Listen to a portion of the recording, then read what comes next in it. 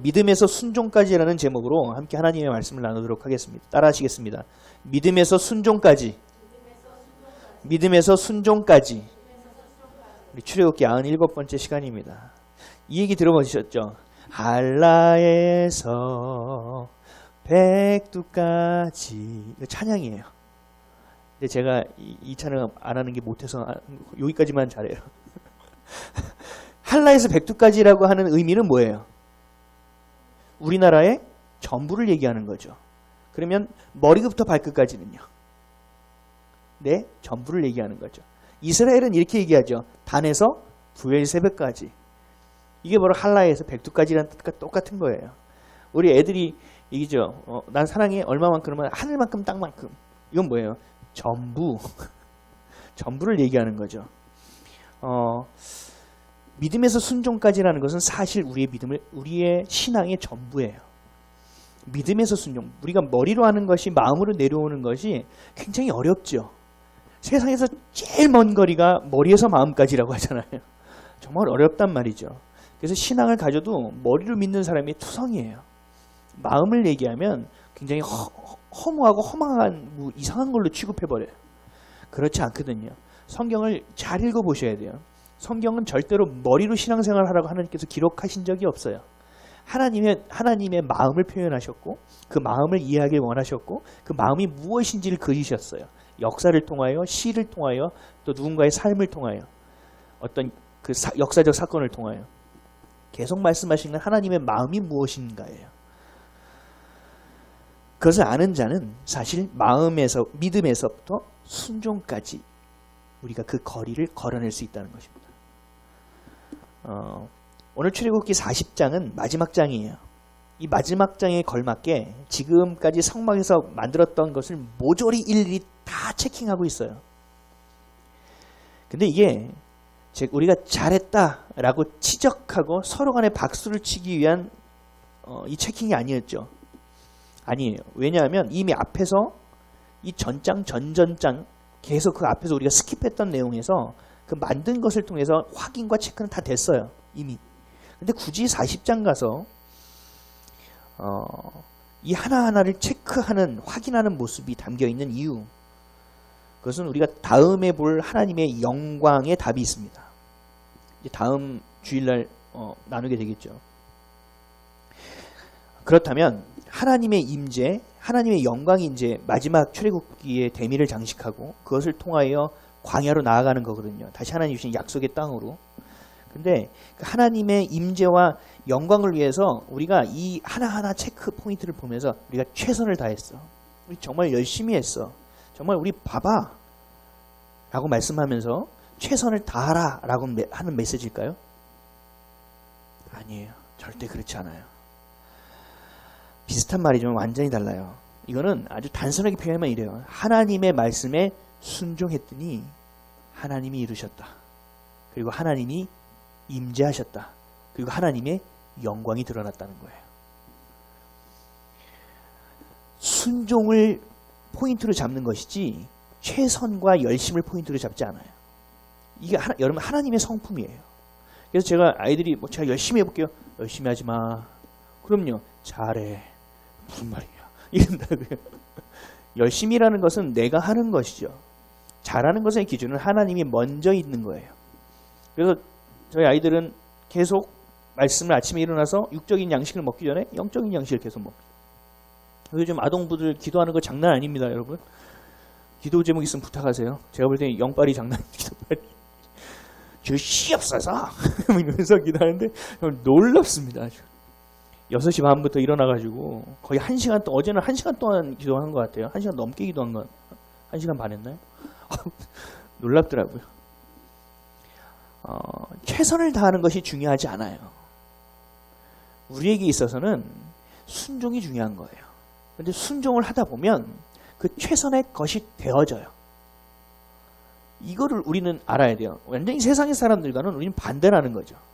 세상 사람은 열심히 해야 되고 최선을 다해야 돼. 근데 우리는 그렇지 않아요. 우리는 그것을 방향 포커스가 어디냐? 순종에 있어야 한다는 얘기죠. 그리고 오늘 본문에서는 이것을 얘기하고 또 하나가 더 핵심이 있어요. 순종이라는 것은 삶의 시작점이 되어야 한다 라는 거예요. 결국 이 두 개를 보면 순종이 전부라는 얘기예요. 그리고 순종이 답이라는 거예요. 여러분, 순종하며 살아가십니까? 순종은 그냥 되지 않죠. 철저한 믿음이 있어야 하고 하나님을 향한 굳은 신뢰가 있어야 돼요. 그것이 내 삶에서 쌓이지 않고서는 절대 순종할 수 없어요.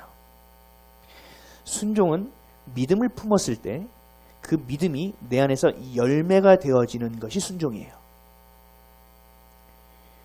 내가 믿음을 품었을 때 그것이 내 삶을 통하여 열매로 드러나 보여지는 것이 순종이라는 거예요. 그러니까 믿음의 열매는 뭐예요? 순종이라고요. 믿음과 순종은 같이 가는 거예요. 오늘 말씀을 통해서 순종을 좀 아시길 원합니다. 그리고 순종을 깨닫길 원합니다. 그리고 순종을 행하는 저와 여러분 되시길 주님으로 간절히 축원드립니다. 첫째로 순종은 믿음의 고백이 있어야 됩니다. 히브리서 11장 8절에서 11절에 아브라함과 사라의 고백만 살펴보겠습니다. 제가 읽어볼게요. 믿음으로 아브라함은 부르심을 받았을 때에 순종하여 장래의 유업으로 받을 땅에 나아갈새 갈 바를 알지 못하고 나아갔으며 믿음으로 그가 이방의 땅에 있는 것 같이 약속의 땅에 거류하여 동일한 약속을 유업으로 함께 받은 이삭 및 야곱과 더불어 장막에 거하였으니 이는 그가 하나님이 계획하시고 지으실 터가 있는 성을 바랐습니다. 믿음으로 사라도 자신도 나이가 많아 단산하였으나 잉태할 수 있는 힘을 얻었으니 이는 약속하신 일을 미쁘신 줄 알았음이라. 아멘. 믿음은 행함이 드러나게 만드는 거예요. 믿음을 품으면 행함이 보여지는 거예요. 보이지 않는 믿음을 보여지는 믿음으로 만드는 것이 순종이라는 거죠.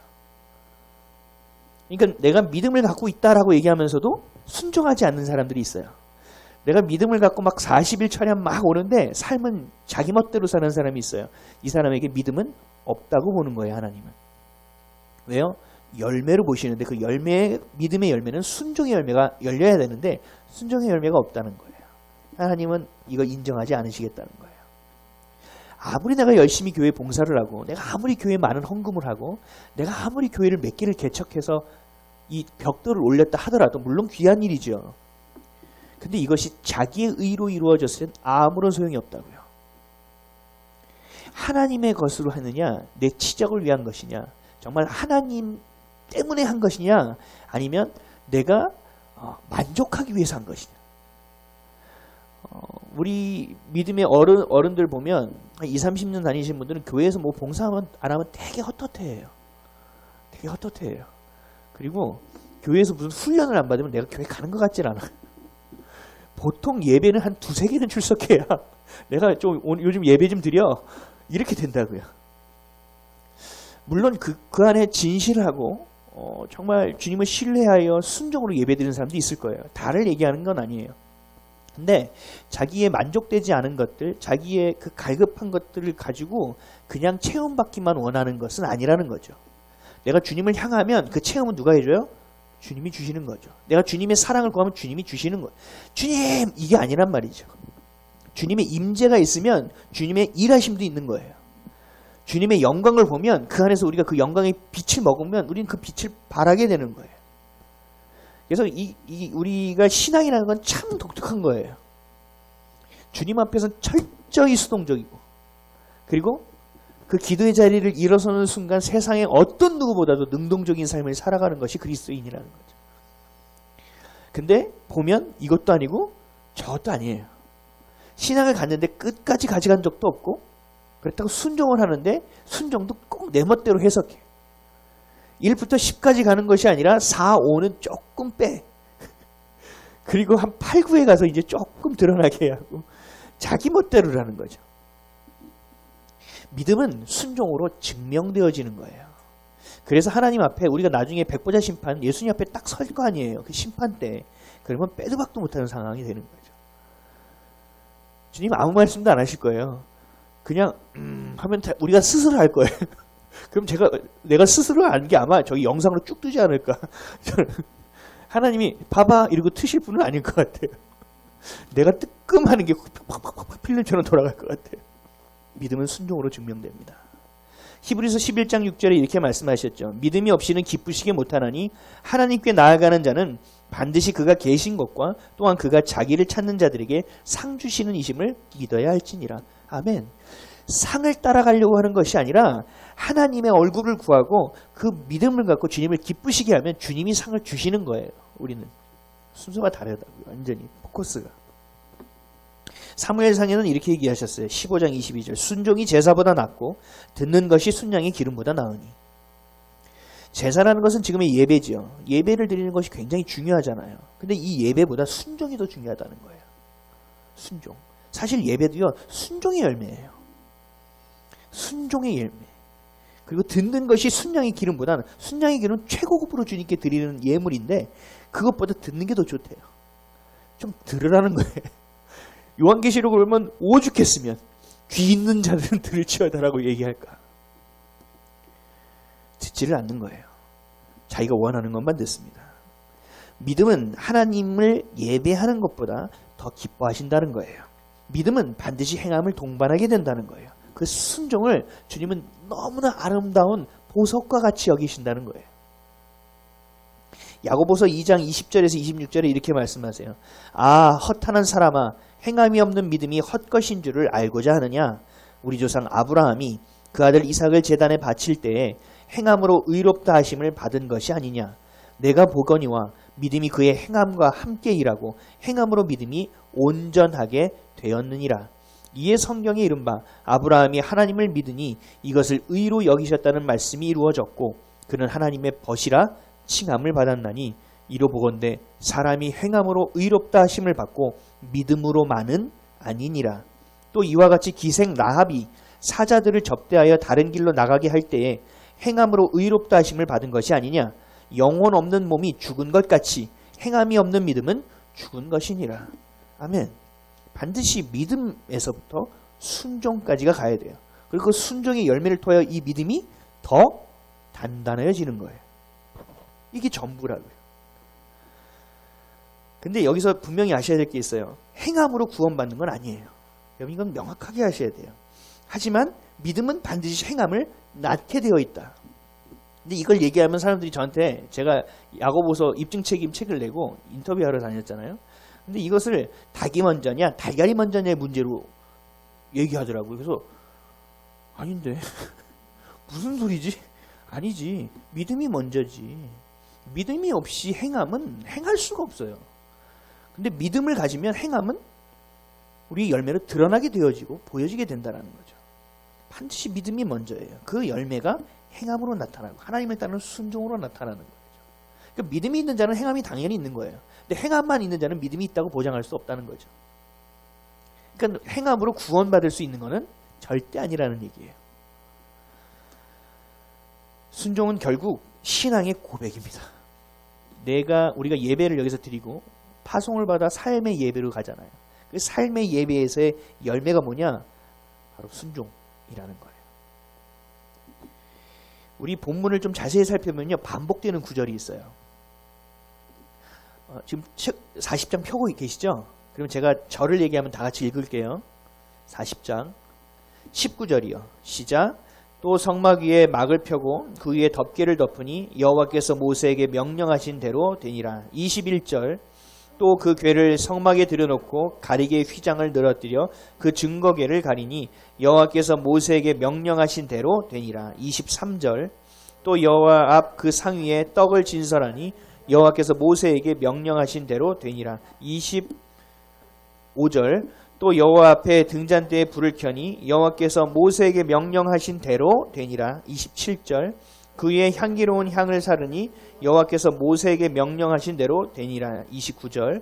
또 회막의 성문 앞에 변제단을 두고 번제와 소제를 그 위에 드리니 여호와께서 모세에게 명령하신 대로 되니라. 32절.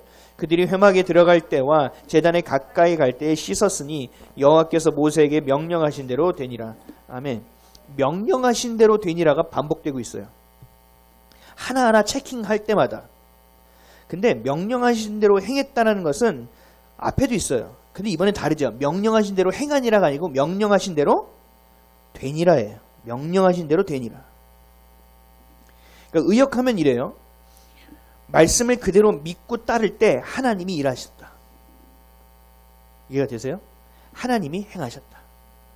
나는 그것을 따랐을 뿐인데, 믿음으로 순종하며 걸었을 뿐인데 하나님이 하셨다라는 거예요.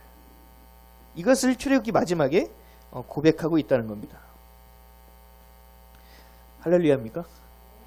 그러니까 우리는 사실은 이런 하나님의 사역 가운데서도 자유할 수 있어요. 하나님이 주신 그 길을 우리는 걸어내고 그것을 순종하면 돼요. 그리고 믿어내면 돼요. 그러면 그 나머지 일은 누가 하시냐? 하나님이 하신다는 거죠. 그리고 그 역사를 이루는 것을 보고 우리는 교만할 이유도 없고 또 그것을 가지고 다른 사람에게 떠벌릴 필요도 없는 거죠. 왜요? 우리 시선은 하나님께 온전히 고정되어 있는 것이니까. 여러분, 하나님의 일하심을 맛보고 싶지 않으십니까? 아멘이십니까? 하나님이 살아계신 것이 아직도 혹시 긴가민가 하십니까? 아니면 하나님을 전지전능하신 분들은 믿습니까? 전지전능이 뭐예요? 다 알고 다 할 수 있다는 얘기죠. 믿으세요? 그럼 무소부재하십니까? 하나님은? 무소부재는 어디든 있으신 분이네. 시간과 공간을 초월하신다는 거죠. 믿으십니까? 그런데 왜 하나님이 기록해 주신 우리의 말씀을 왜 붙였다 뗐다 하냐는 거죠. 있는 그대로 믿어야 되는데 왜 자꾸 내가 원하는 것만 듣고 내가 원하는 것만 보고 내가 할 수 있는 분량을 내가 정하냐는 거죠. 이것이 바로 순종하지 못하는 거예요. 순종은 내가 원하는 것만을 따라가는 것이 순종이 아니에요. 순종은요 굉장히 괴로운 일입니다. 순종은요 내가 원하는 것만 하나님 주지 않으세요. 내가 정말 싫은 거, 내가 정말 하기 싫은 거, 내가 정말 보기 싫은 사람, 내가 정말 저것만은 하는 걸로 하나님께서 발걸음을 인도하세요. 왜 그럴까요? 하나님 그걸 보고 뭔가 쾌감을 얻으실까요? 너 한번 보자 이러면서 테스트 하시는 걸까요? 아니요. 우리를 위해서라는 거죠. 네 안에 있는 미움, 너희 안에 있는 상처, 너희 안에 있는 어려움, 이것이 내 사랑을 받는 것에 방해된다는 거죠. 이런 사건을 통해 털라는 거죠. 깨라는 거예요. 하나님은 그렇게 일하신다는 거죠. 근데 우리는 순종하지 않아요. 너무 아프니까, 너무 힘드니까, 너무 어려우니까라는 여러 가지 이유로 합리화해요. 틀린 말은 아니에요. 팩트이기도 해요. 그러나 하나님의 역사하심을 경험할 수는 없어요. 하나님의 일하심은 경험할 수 없어요. 오늘 본문을 기록하면서 모세가 깊이 원했던 것은 혹시 이건 아닐까라고 제가 정리를 해봤어요. 이 40장 마지막에 이렇게 정리를 하면서 물론 나중에 신명기에서 다시 정리를 하지만 이 출애굽을 정리하면서 이런 것을 깊이 원한 것 같아요. 얘들아, 백성아, 하나님의 자녀들아 들어봐. 너희들이 믿고 순종하면 돼. 그럼 하나님이 하신단다. 이 얘기를 하고 싶은 것은 아니었을까? 이 40장을 통해서. 이것이 바로 순종하는 길, 이것이 바로 복받는 길, 이것이 우리의 신분이 변화되는 길, 우리의 생각과 마음이 완전히 왜곡된 것에서 돌이켜지는 길, 하나님의 임재와 하나님의 영광을 경험하는 길, 유일한 길이다. 한마디도 빼먹지 말고 1.1에 그대로 행하라. 사실 신명기도 이걸로 정리될 수 있어요. 말씀을 제가 이렇게 그대로 믿어야 된다니까 이런 분도 계세요. 어떤 분들은 저도 옛날에 그랬어요. 오늘 말씀은 이렇게 그러니까 주님 말씀을 주옵소서. 이렇게 있는 저도 옛날에 그랬어요. 청년 때. 해보신 적 있을 텐데. 있을 텐데. 이것도 일부러 역사서 막 왕들 죽는 거 빼고 막 이렇게 밑으로 돌리는 거 분명히 있을 텐데. 요한계시록도 무서우니까 빼고. 이런 분들 계셨을 텐데. 근데 말씀을 딱 말씀대로 해야 돼. 그래. 1.1에 따라 그 다 틀리지 않게 가야 돼. 근데 딱 폈더니 어떤 표현이냐면 사울이 제멋대로 제사를 드리고 신접한 여인을 따라가 점을 보았느니라. 오, 그래? 나도 어디 신통한 사람을 한번 만나야 되나? 동쪽으로 가면 귀인이 있다던데 동쪽으로 가야 되겠다. 이것은 우매한 거죠. 이것은 어리석은 짓이죠. 하나님의 말씀을 순종한다는 건 그런 뜻이 아니에요. 말씀에 순종한다는 것은요. 하나님 말씀은 하나님의 마음이에요. 하나님의 마음을 그것을 내가 먹고 취하고 그것을 내가 동의하고 그것이 내 마음에 채워져 내가 그 길을 걷겠다라는 거예요. 이게 말씀을 따른다는 거예요. 이것이 말씀에 순종한다는 뜻이에요. 여기 그러면 뭐 이상한 얘기 뭐 유도구가 떨어져가지고 뭐 이런 그러면 3층이니까 나는 6층을 가볼까? 막 이러진 않을 거 아니죠. 근데 그런 식으로 성경을 읽는 사람이 너무 많다는 거예요. 부르짖으라 그러면 내가 응답하겠고 그것만 부르짖는 거예요. 그 앞뒤 문맥은 생각도 안 해요. 내가 이 모든 것을 더하리라. 할렐루야. 이게 뭐 앞뒤 하나님이 원하시는 뜻도 모르고 이게 지금 우리가 얘기했던 딱 이래서 신접한 여인을 만나니라. 아 신접한 여인을 만나야지. 이것과 다를 바가 없다는 얘기예요. 사실 우리 교회의 수준이 사실 그래요. 너무 마음 아픈 거예요. 하나님의 마음을 아직도 몰라요. 예수님이 왜 그렇게 하셨는지 이해를 못해요. 그러니까 사실 십자가가 이해가 안 되는 거거든요. 내가 누군지를 이해가 안 되고 내가 얼마나 죄인인지가 이해가 안 되고 보이지 않으니까 그 죄사해 주신 그 길이 그냥 아프게만 느껴지는 거예요. 그냥 불쌍하게만 느껴지는 거죠. 저도 옛날엔 그랬어요. 근데 이걸 어떻게든 꺼내보고 싶으니까 패션 오브 크라이스트를 계속 보는 거예요. 채찍에 맞았으니까 저러셨구나. 그래서 억지로 십자가를 믿고 막 억지로 내가 정말 예수님께 감사하려고 고맙다고 표현하려고 진심으로 표현하고 싶으니까 그렇게 했단 말이죠. 하나님의 말씀은 취사 선택하는 것이 아니라 하나님의 말씀은 하나도 1.1획도 빼지 않고 우리의 삶의 지침으로 살고 가져가다 보면 그 마음을 알게 되는 거예요. 그것이 믿어지게 되는 거예요. 그러면 나도 모르게 그 마음이 동한다고요. 근데 이것을 한번 경험해본 사람은 이 동하는 것만 또 따져요. 이 동하는 것만. 이게 인간의 한계예요. 인간이 이래요. 저도 그 장례식장이래. 그 아버지 병원 그 보호자소에서 기다리고 막 하는데요. 이건 정말 창피해서 고백을 안 하려고 했는데 제가 막 사랑으로 채워지만 했는데 교통사고가 났나 뭐였나 어떤 연예인같이 생긴 여자가 하고 있는데 쭉 들어가는데 제가 아프겠다라고 본 게 아니고 와 하고 본 거예요. 그걸 제 모습을 제가 보고 헐 이런 거죠. 미쳤구나. 죄인이구나 네가. 너는 안 되는구나. 네가 아무리 깨끗하려고 하고 아무리 주님 앞에 서려고 해도 순간 이게 너구나. 이게 네 모습이야. 넌 죄인이라니까. 네 힘으로 안 돼. 그래서 우리는 어떻게 해요? 계속 주님 도와달라고 하는 거예요. 제가 얼마나 마음이 처절했는지 아세요? 사랑을 경험 막 좋다고 하면 막이 다 날아간 거예요.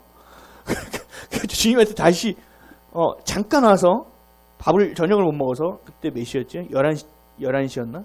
11시 와서 왔더니 아내가 만둣국을 끓여줘서 먹으면서 안 했는데 그거 고백했어요. 내가 이런 죄인이다. 내가 이것밖에 안 되는 존재다. 너무 침통했어요. 여러분 우리는 그래요. 하나님의 말씀이 진리고 지침서로 따라가야 된다는 건 아는데 안 된다니까요. 잘. 너무 어려워요. 너무 쉽지 않아요. 그래서 항상 말씀과 삶엔 괴리가 있어요. 이 갭이 너무 크다고요. 그러다 보니까 사람들이 어떻게 되는지 아세요? 이건 이거고 삶은 삶이야. 설마 이거대로 살라고 하시진 않았겠지. 해보니까 안 되던데. 아무도 안 되는데 뭘. 하나님의 마음을 보는 게 아니라 내 중심에서 다른 사람의 시선만 보고 있다. 그러니까 하나님의 이 진리의 말씀이 능력이 안 돼요. 지금 이 땅에서는. 왜요? 안 믿으니까요.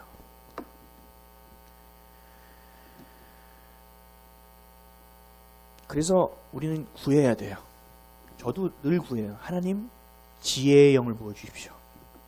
깨닫게 하십시오. 그 오페라 보면 핀 라이트 쫙 해가지고 주인공 쫙 보여주잖아요. 다 불 끄고. 그런 것처럼 하나님 말씀 조명해 주십시오. 저한테. 전 잘 모릅니다. 알려주세요. 저는 굉장히 많은 경험을 했어요. 그럴 때마다 주님이 어떻게 하는지는 정말 깜짝 놀라게 말씀을 해석해 주실 때가 있어요. 그럼 저는 너무 이상해서 막 주석 펴보는 거예요. 내가 이상한 음성을 들은 거 아닐까? 아니 이런 건 한 번도 배워본 적이 없는 해석인데 이게 어떻게 이런 해석이 될 수 있지? 주석을 찾아봐야 돼. 다른 사람들은요 설교를 하려고 주석을 찾거든요. 근데 저는 거꾸로 주석을 찾는다니까요. 이게 진짜 주님이 주신 게 맞나? 왜 그런지 아세요? 맨날 그러지는 않아요. 저도 여러분 매일 성령 충만하세요? 안 그렇잖아요. 넘어져도 일어나는 거고 다시 가는 거고 주님의 사랑을 아는 자는 아 주님 오늘은 좀 보지 마세요. 아 오늘 제가 이러지 않아요. 사랑을 안 하자니 어떻게 해요? 주님 오늘도 저 넘어졌어요. 저 도와주세요. 저도 그런다고요.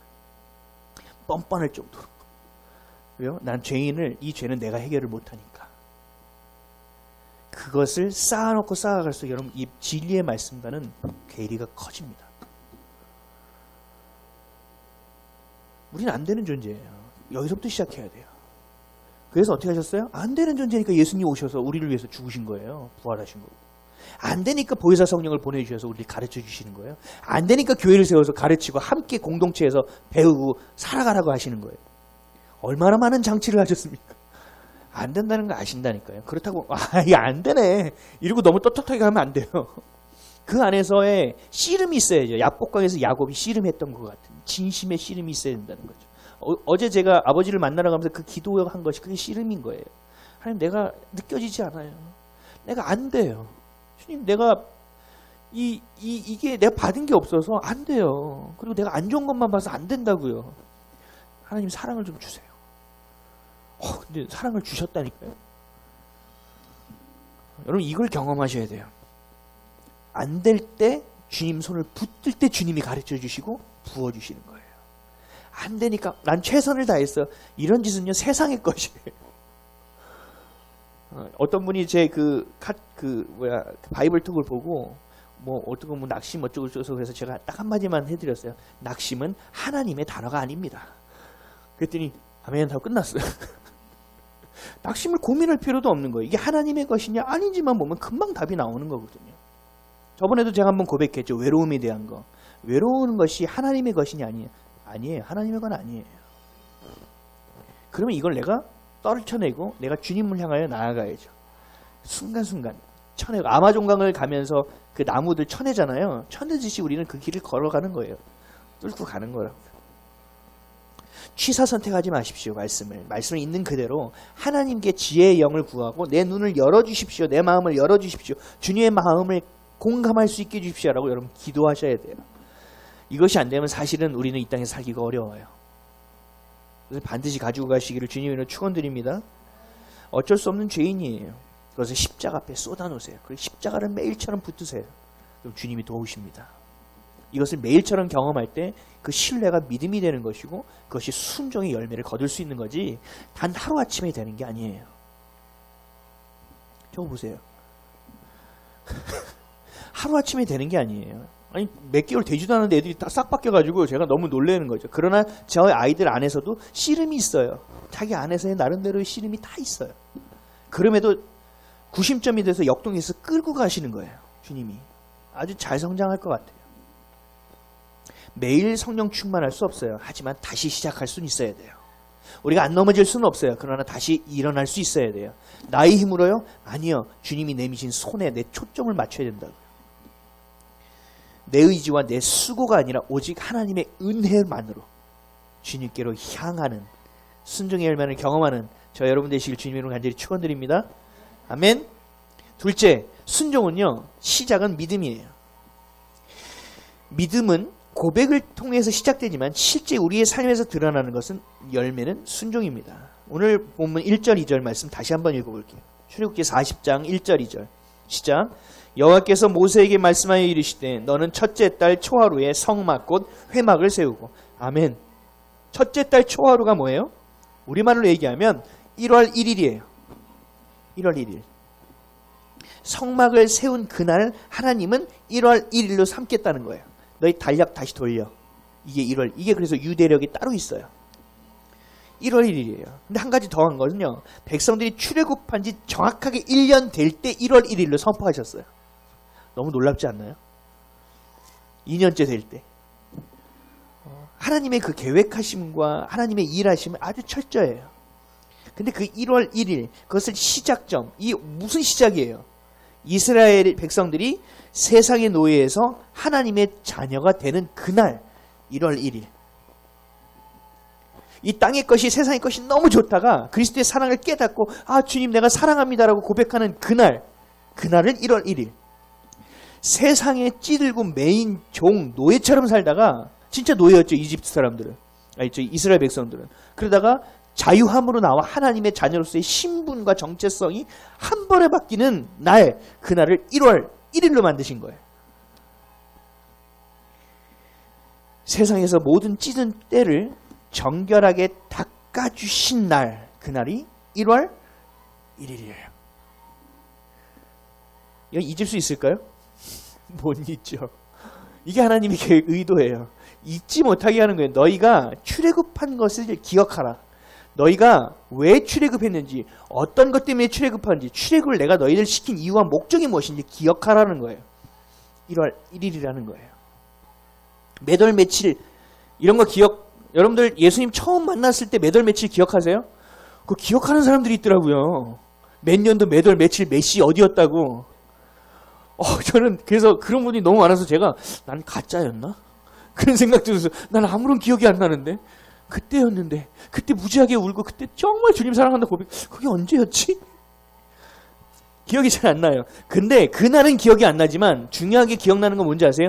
그 내가 만났던 그 날을 기점으로 그 이전과 그 이후는 완전히 달라졌다는 얘기예요. 그것을 주님이 뭐라고 얘기하시냐? 1월 1일로 삼으라는 거예요. 여러분들의 삶에 BC와 AD가 있습니까? BC는 기원전, AD는 기원 후, 그렇죠? 서기. 그래서 뭐로 나눠요? 예수님의 탄생으로 나누잖아요. 우린 예수님의 만남으로 나눠서 내가 만나기 전과 만나기 후에 내 인생에 변화가 있느냐? 이것이 반드시 있어야 된다는 거죠. 이것을 1월 1일 세상의 자녀로 살다가 세상에 매여서 이거 아니면 안 돼, 이거 아니면 안 돼 살다가 이거 아니어도 되네. 나 주님만 있으면 되네. 예수님 아니면 난 죽네. 예수님이 날 살렸네. 이것이 바로 1월 1일이라는 거죠. 여러분들이 다시 태어난 1월 1일은 언제이십니까? 있으셨나요? 그렇다면 그 전에 여러분들이 노예였던 건 관계없어요. 1월 1일이 있다면 여러분들이 이전에 하나님을 매도하고 하나님을 욕하고 하나님을 비난했던 것도 관계없어요. 1월 1일이 있다면 너무 구차하게 살고 많은 사람들 힘들게 하고 어렵게 하고 살더라도 1월 1일이 생겼다면 그 과거는 상관없어요. 주님이 그렇게 말씀하고 있어요. 그건 과거일 뿐이야. 너 됐어? 오케이? 알았어. 다시 시작하자.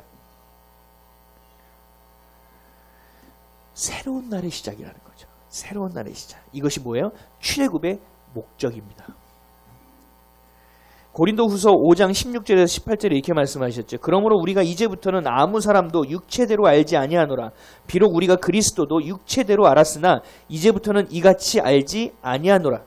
그런즉 누구든지 그리스도 안에 있으면 새로운 피조물이라. 이전 것은 지나갔으니 보라 새 것이 되었도다.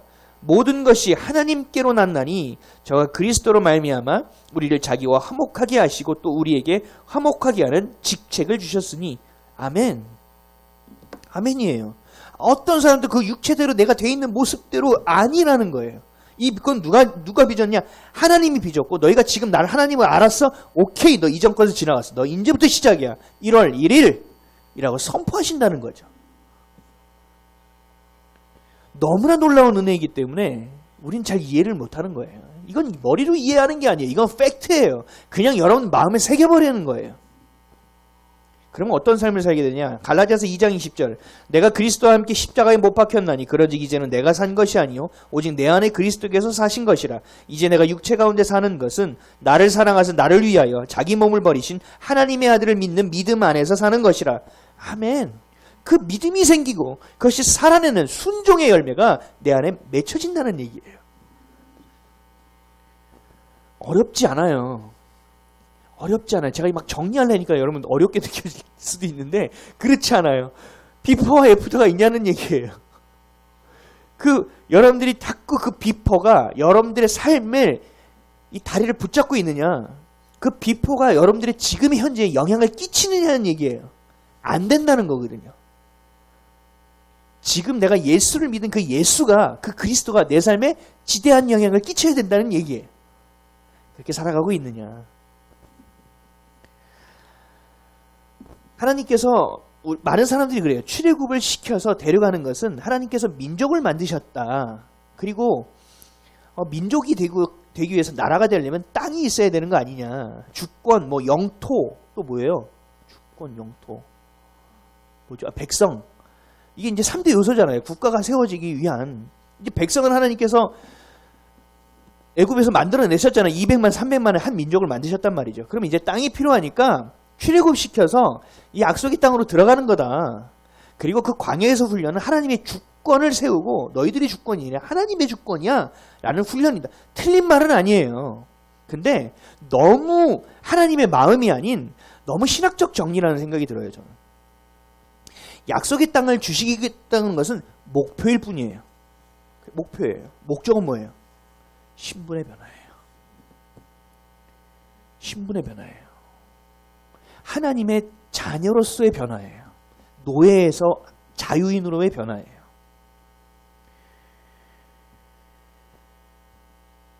이스라엘 백성이 금송아지 만들었을 때 기억하시죠? 예를 들어볼게요. 금송아지 만들었을 때 나와서 안 되겠다 해서 모세도 다 뒤집었잖아요. 하나님이 또 진멸하시겠다고 하셨고. 그래서 하나님이 용서해 주시면서 나는 안 들어가는데 내가 사자를 보낼 테니까 알아서 들어가. 내가 너에게 약속을 했으니까 땅은 줄게. 기억하시죠? 그건 뭐예요? 약속의 땅은 하나님께서 목표점으로 주기로 약속한 건 주신다는 거죠. 목적은 뭐예요? 신분이에요. 하나님이 나의 하나님이 되고 우리는 하나님의 백성이 되는 것. 그 목적이 깨어지는 거였거든요. 그래서 이거는 굉장히 중요한 사건이었던 거죠. 그것을 우리가 봤을 때 약속의 땅을 주신 것은 목표였다. 목적은 뭐냐? 신분의 회복이 있다. 우리의 삶의 노예에서 하나님의 자녀로서의 변화. 이것이 바로 하나님께서 광야에서 하고자 하시는 가장 중요한, 출애굽을 시킨 가장 중요한 이유다 라는 거 아셔야 돼요. 그러면 우리의 삶으로 다시 들어와서 한번 보세요. 우리의 지금 현대 지금 살아가고 2021년을 살아가는 우리의 모습 안에서 우리가 지금 출애굽을 하려는 것은 어디서에서 어디로 출애굽을 하려는 것이냐. 그렇다면 그 출애굽을 하는 이유는 어디 있느냐. 그걸 다 따져서 끝점이 왔을 때 그럼 난 하나님의 자녀냐. 나의 신분은 어디 있느냐. 이거를 따져봐야 된다는 거죠. 하루도 잊지 말아야 될 것은 내가 하나님의 아들이고 하나님의 딸이라는 사실이에요. 이걸 놓쳐서는 안 돼요. 이거 놓치는 순간부터 우린 그리스도인이 아니에요. 그 다음부터 우리는 그냥 땅이 우리의 목적이 될 뿐이에요. 그래서 어떻게 돼요? 기도하는 것이 잘 되게 해주시옵소서, 우리 자녀가 건강하게 해주시옵소서, 뭐 해주시옵소서로 바뀌는 거예요. 기도가. 열심은 있으나 모양은 있으나 내용이 사라지고 진심이 없어지고 능력이 사라지는 거죠. 신분이 바뀌어야 됩니다. 신분이 바뀌면 시선이 바뀝니다. 보는 시선이 달라져요.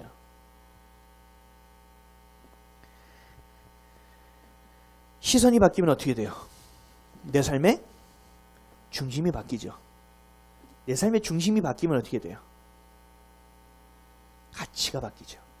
내 삶의 가치가 바뀌면 어떻게 돼요?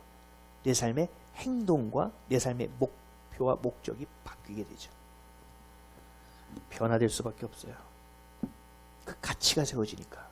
그 가치가 세워지면 우리는 뭘로 세워져요? 뭘로 바뀌어요? 거룩한 자. 이 구약의 핵심. 내가 거룩하니 너희도 거룩하라. 변화된다는 거죠. 이 놀라운 순종의 열매입니다. 출애굽 하셨습니까? 출애굽 하셨습니까? 좀 안 했어도 그냥 의지를 갖고 해주시옵소서라는 걸로 그냥 아멘 하시면 돼요. 우리 죄인이라니까요. 주님의 도움이 없으면 불가능해요. 그러면 출애굽 했다고 치자고요. 그러면 출애굽을 했는데 혹시 원망하고 불평하고 계십니까? 아니죠. 노맨이죠. 믿음이 없어서 눈에 보이는 팩트만 자꾸 찾아다니면서 혹시 40년 광야를 걸었던 사람들처럼 나는 아직도 광야를 걷고 있습니까? 이 단계를 다 거쳐야 돼요. 출애굽하셔야 합니다. 우리가 출애굽기를 2년 5개월에 걸쳐서 본 이유는 여기 있어요. 이 땅을 살아가는 세상의 만몬과 세상의 바알과 세상의 아세라, 세상에서 좋다고 여기는 온갖 것들, 하나님의 것이 아닌 세상의 것, 거룩하지 아니하는 것들, 그것들을 보지 말라는 거예요. 그것을 내 마음에 품지 말라는 거예요. 거기서부터 출애굽하라는 거예요. 내 생각과 내 마음을 꺼내오라는 거예요. 그것이 상처라 할지라도 꺼내라는 거예요. 그래서 주님의 백성으로 신분이 회복되어 예배하라는 거예요. 그럼 누가 한다고요? 되었더라. 주님이 하신다니까. 출애굽해야 됩니다. 그것도 오늘 결단하십시오. 지금 하십시오. 하나님의 뜻임을 기억하셔야 합니다. 로마서 12장 20절에 뭐라고 말씀하셨죠? 너희는 이 세대를 본받지 말고 마음을 새롭게 함으로 변화를 받아 하나님께서 기뻐하시고 선하시고 온전하신 뜻이 무엇인지 분별하도록 하라. 아멘. 이게 출애굽이에요. 출애굽. 세상을 본받지 말라는 거예요. 그리고 마음을 변화하래요. 뭘로요? 그리스도의 것으로. 그렇죠? 그러면 변화받으면 뭐 할 수 있어요? 하나님께서 기뻐하시고 선하시고 온전한 뜻이 무엇인지 알게 되는 거예요. 아멘이십니까? 할 수 있습니다. 할 수 있는데 내 힘으로 하는 것이 아니에요. 주님이 끌고 가셔야 돼요. 어떻게 끌고 가시는지 아세요? 심지어 그냥 끄는 게 아니에요. 뒤에서도 밀으셔야 돼요. 아니면 우린 불가능해요. 그래서 기도의 자리에 갈 수밖에 없어요. 기도의 자리 가는 자는 정말 하나님을 인정하는 자이고 기도의 자리 가는 자는 정말 하나님 앞에 겸손한 자예요. 자기가 죄인이라는 사실을 아는 거거든요. 오늘 지금 우리에게 향하신 하나님의 뜻이라는 사실을 기억하십시오. 그리고 깨닫고 결단하고 살아내는 저 여러분 되시기를 주님의 이름으로 간절히 축원드립니다. 아멘. 기도하겠습니다.